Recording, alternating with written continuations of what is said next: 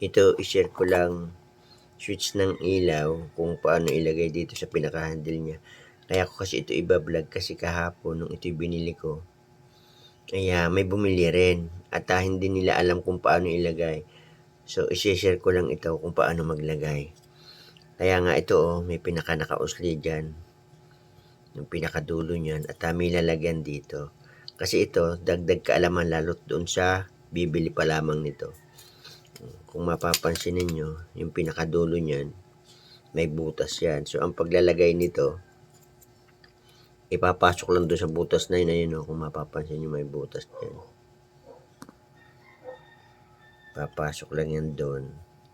Kasi hindi maipapasok itong pinakadulong ito kung hindi ito ididiin. So, hindi basta ito papasok.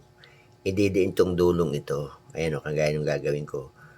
Ididiin yan, hihilahin ito. Itong pinaka-plastic na ito. Kaya ito nahihila ng konti tapos ididiin. Ayan Ayan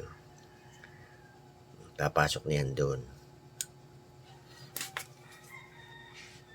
Ayun pumasok na siya idinidiin siya. So ito dagdag kaalaman lalo't doon sa wala pang alam mo. Ayan, nakapasok na siya hindi na siya maalis. Yan, kaya kung single, nakagitna lang ito.